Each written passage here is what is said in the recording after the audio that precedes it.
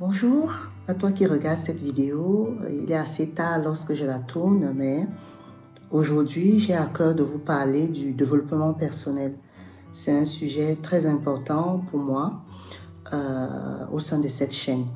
Mais la particularité de cette vidéo, c'est que nous allons aborder le développement personnel dans le cadre religieux, puisque nous allons nous inspirer du premier chapitre de Matthieu que nous avons lu précédemment.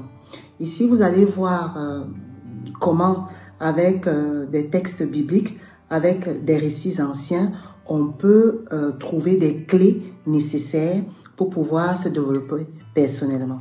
Alors, j'espère que vous êtes prêts. J'espère que vous allez juste chercher le message que je cherche à vous communiquer sans toutefois vous atteler sur, excusez-moi, la qualité d'éclairage de la vidéo. Alors, c'est parti. Nous abordons le développement personnel dans le cadre du premier livre de Matthieu à travers 3 tips que nous pouvons utiliser pour nous développer personnellement. Alors, premier point ici, ça sera la notion de racine, la notion d'où nous venons, qui peuvent être considérées ici comme une force pour avancer. Je l'ai déjà redit et redit dans les précédentes vidéos. Le premier chapitre de Matthieu ici s'ouvre ici avec la généalogie de Jésus. Voilà, ça nous parle ici de la lignée d'où Jésus provient. Et dans cette lignée-là, il est important ici de retenir que les racines ici sont quelque chose de très important dans la vie. Tout comme Jésus qui est notre créateur ici, on voit que les racines sont importantes. Pourquoi donc elles sont importantes? Parce que chacun de nous a une histoire. Chacun de nous a un ancêtre. Chacun de nous ici vient de quelque part ici. Et il faut donc, dans un premier temps dans notre vie, reconnaître ici l'origine d'où nous venons. Donc, vous verrez donc ici que la généalogie ici nous permet ici, dans un premier temps ici, d'accepter d'où l'on vient, d'accepter qui on est. Mais le fait de chercher dans son passé, ce n'est pas une raison pour rester se nourrir, par exemple, des mauvaises expériences que nous avons eu à avoir dans le passé. Le but n'est pas ici de nous coincer dans le passé, mais de comprendre en fait d'où nous venons ici, de comprendre un peu nos imperfections, de comprendre l'origine de nos ancêtres ici. Tout cela pour nous permettre ici de sortir quelque chose de grand. Donc, très important ici, la généalogie.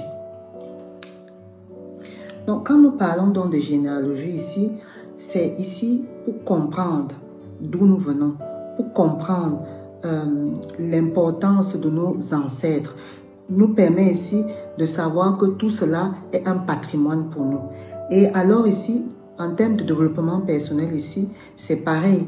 Avant de vouloir changer quelque chose dans nos vies, avant de vouloir transformer quelque chose dans nos vies, avant de vouloir prendre un certain nombre de décisions, il est important ici de prendre le temps de comprendre en fait d'où nous venons. Et c'est ça la base. Donc la base de toute personne que nous sommes, c'est d'abord comprendre l'origine de ses racines.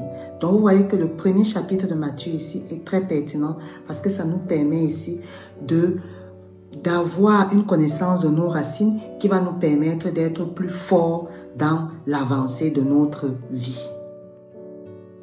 Dans la deuxième partie ici, après avoir pris en compte l'importance de nos racines, il est important ici de savoir l'importance des imperfections que nous pouvons avoir. Vous allez toujours voir que après la généalogie énoncée dans le premier chapitre de Matthieu, on va switcher directement ici avec quelque chose de très important, quelque chose que j'aime ici quand on parle de la généalogie de Jésus, c'est celle de savoir que la généalogie de Jésus n'était pas parfaite. Nous sommes partis des figures très admirables d'Abraham, qui est le père de la foi, en passant par d'autres personnes qui n'étaient pas tout à fait admirables. On parle également des personnes ici qui ont fait des erreurs, par exemple de David, de Rabab ici. Donc à travers ces personnes qui peuvent être, comment dirais-je, parfaites, et d'autres figures qui ont beaucoup d'erreurs. On voit ici que la généalogie de Jésus n'est pas parfaite. La généalogie de Jésus aussi comporte des imperfections. Ça nous montre quoi ici? Ça nous montre que les imperfections ne nous définissent pas complètement. C'est pas parce que tu as des imperfections que tu dois te sentir mal ou que tu dois te dire que ta vie est finie. Non.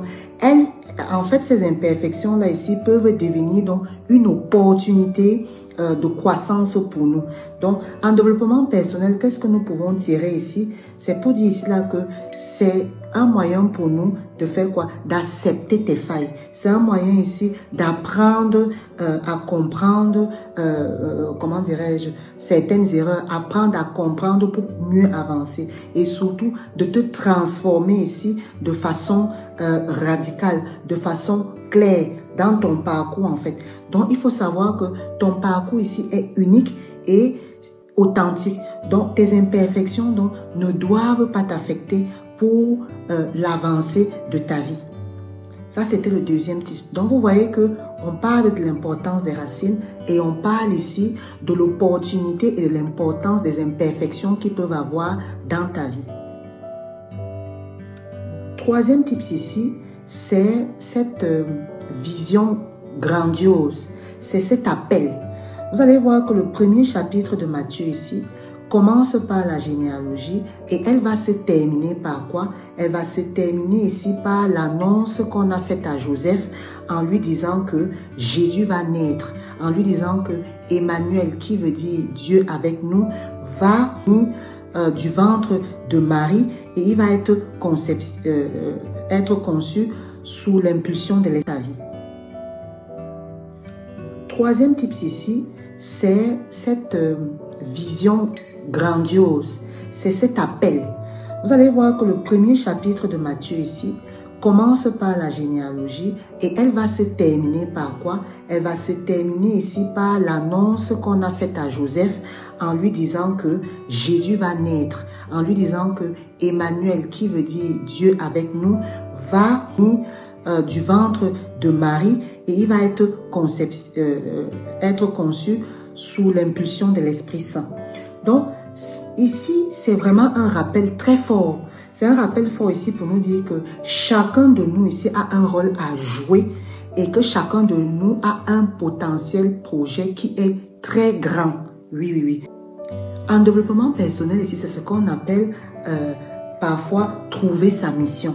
Alors, il faut savoir que même quand on se sent dépassé par les événements, comme Joseph ici, vous voyez, il épouse sa femme et on lui annonce directement que sa femme va être enceinte sans qu'il ait connu son épouse.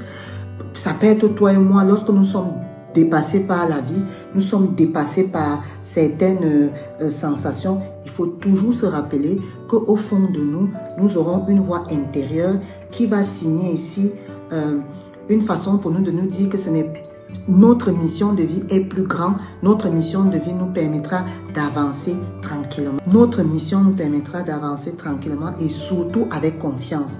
Alors, toi qui regardes cette vidéo, j'aimerais que tu te poses cette question. Quel est ton Emmanuel?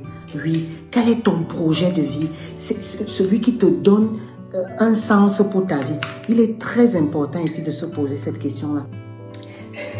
La vidéo n'a pas pour objectif d'être longue, hein. On a dit qu'on va commencer des enseignements sur le livre de Matthieu. À chaque fois, nous lisons le livre de Matthieu et surtout, nous essayons de voir comment nous pouvons tirer les enseignements dans le domaine personnel, dans le domaine spirituel. Ici, nous sommes dans le domaine personnel. Donc, pour résumer, le premier chapitre de Matthieu ici va nous enseigner 3 choses essentielles pour le développement personnel. Premièrement, prendre conscience de l'importance de nos racines. Nos racines sont le socle de notre vie. Donc, il faut comprendre d'où on vient. Il faut connaître ta généalogie. Deuxième type ici, ça nous permet ici d'accepter nos imperfections parce qu'elles vont nous rendre uniques et authentiques. Il ne faut pas t'arrêter à tes imperfections. Dans la vie, tes imperfections peuvent être une source d'opportunité pour toi.